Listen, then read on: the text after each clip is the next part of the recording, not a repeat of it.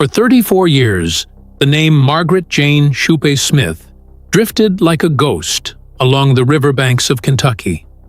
A mother, a daughter, a woman who vanished one quiet night in 1985 and was never seen again. People whispered theories, pointed fingers, and built stories to fill the silence, but not one single clue ever surfaced. Not one. Until the river finally gave her back.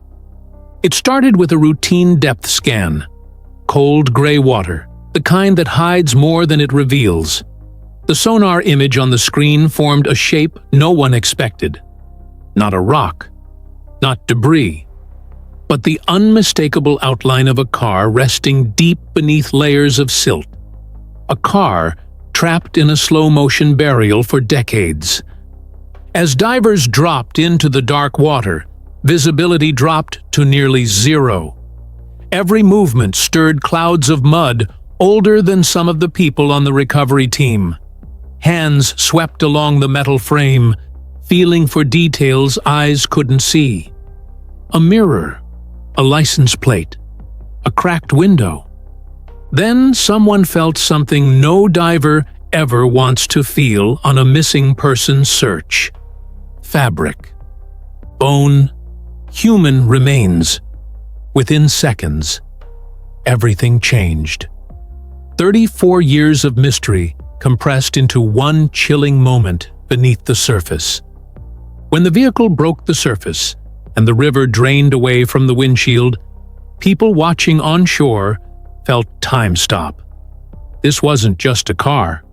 This was an answer, one the family waited a lifetime to hear.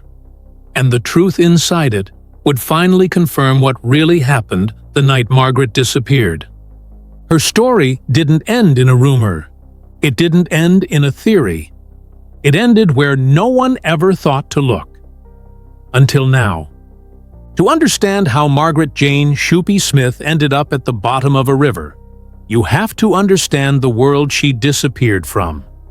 Margaret wasn't a drifter or someone known for reckless decisions. She was a steady presence in her community, quiet, dependable, and deeply rooted in her routines. Born in the early 1950s, she grew up in rural Kentucky, surrounded by winding back roads, old steel bridges, and the slow rhythm of small-town life. By the mid-1980s, Margaret was in her early 30s, navigating the responsibilities of adulthood. She had family who cared about her, people who checked in, and a normal pattern of coming and going that rarely changed. That's exactly why her disappearance hit so hard, because nothing about her life suggested she would ever vanish without a trace. The night she went missing wasn't chaotic. It wasn't stormy.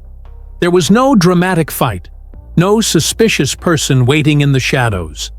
Margaret got into her vehicle, an older model car that people remembered clearly, and headed out for what should have been a simple drive, a familiar route. A short distance. Nothing unusual. But that night, she never came home. Her family reported her missing quickly, and authorities began checking the usual possibilities. Did she run away? Did she stay with a friend? Did she leave voluntarily? But every answer came back empty.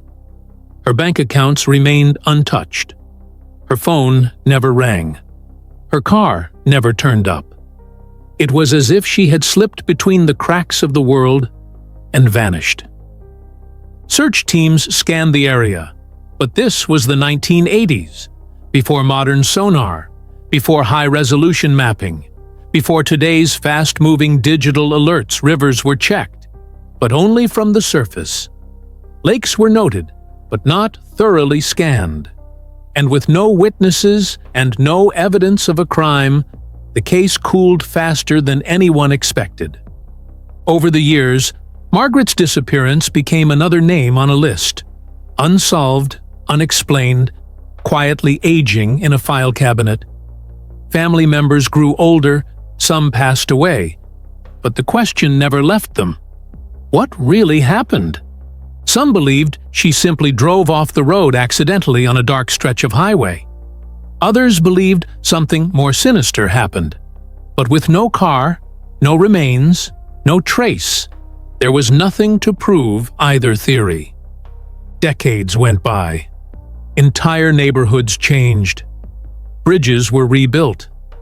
The river currents shifted, burying old secrets deeper beneath layers of silt and time.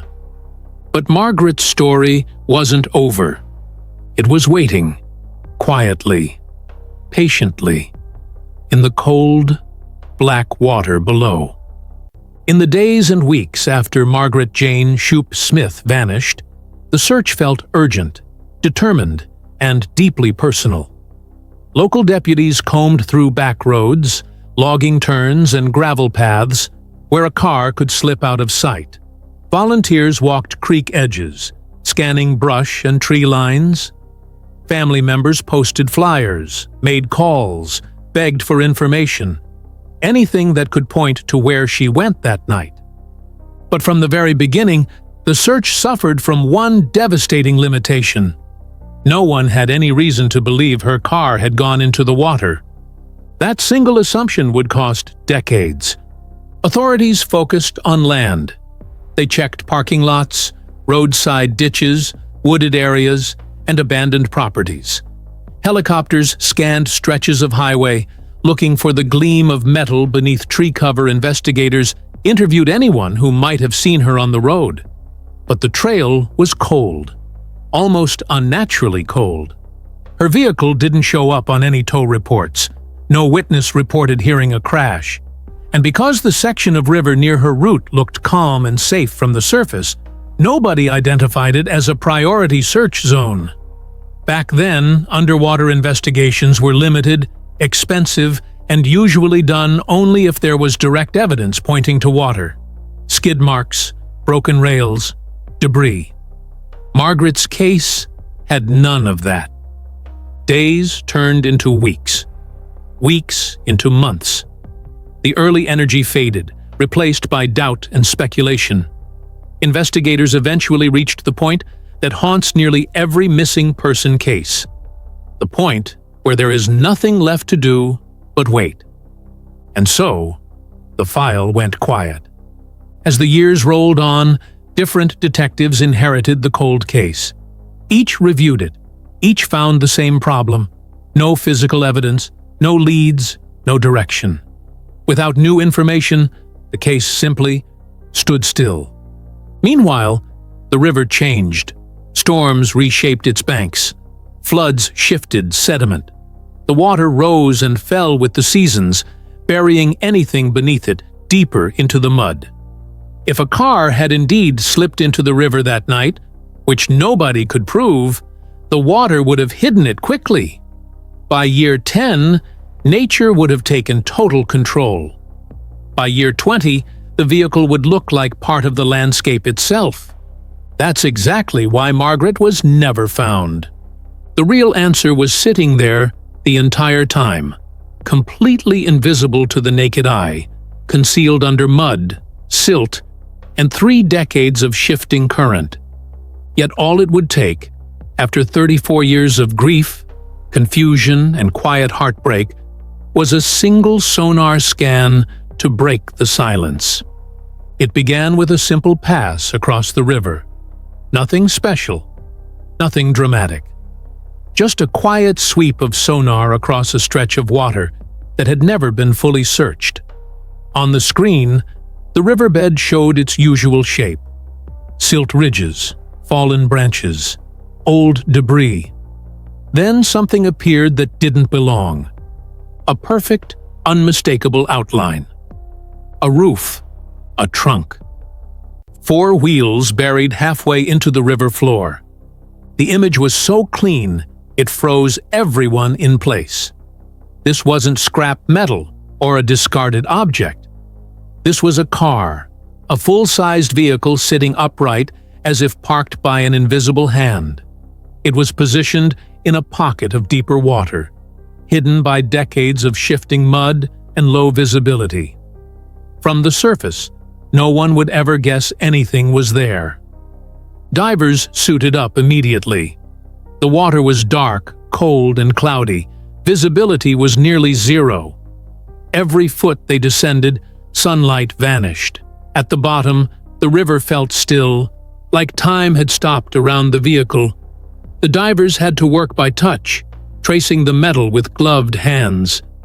They found the bumper first, then the side mirror, then the rear window, cracked, but intact enough to recognize.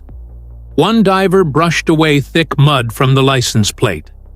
Even through the film of silt, the numbers matched a vehicle missing since 1985. Margaret's car. Inside the vehicle, beneath layers of debris and river sediment, were human remains. Not scattered, not damaged by current, just silently preserved, waiting for someone to finally discover them. The recovery process was slow. Crews brought in lifting straps, securing the car without disturbing what was inside. As the vehicle rose through the water, the river poured out of its cracked windows like decades of secrets finally being released. Those watching from the bank felt the weight of history lifting with it. When the car broke the surface, there was a hush. No loud reactions, no cheers, just the quiet, heavy realization that the mystery was no longer a mystery. For 34 years, people wondered where Margaret ended up. They speculated, they argued, they hoped, but the river had held the truth all along. The discovery didn't just produce a car. It produced closure. It produced confirmation. It produced the final chapter that Margaret's family had been denied for far too long. With the remains recovered and the vehicle taken for examination, investigators could finally reconstruct what likely happened that night. The road near the water was narrow, dark, and unforgiving. A single miscalculation, a moment of distraction, or a slip on wet pavement would be enough to send a car off the edge. No foul play, no conspiracy, just a tragic accident hidden beneath the surface. And after decades of uncertainty, the river had finally spoken.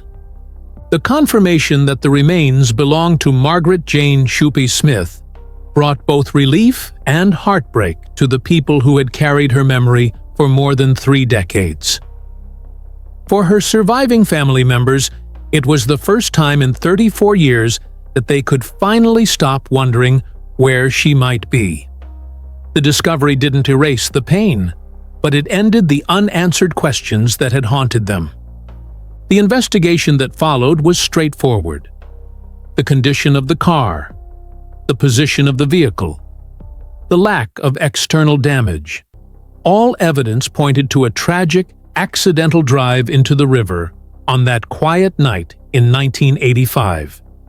No signs of struggle, no signs of criminal involvement. Just a single unlucky moment with devastating consequences. For those who remembered Margaret, the recovery brought her story back into the light.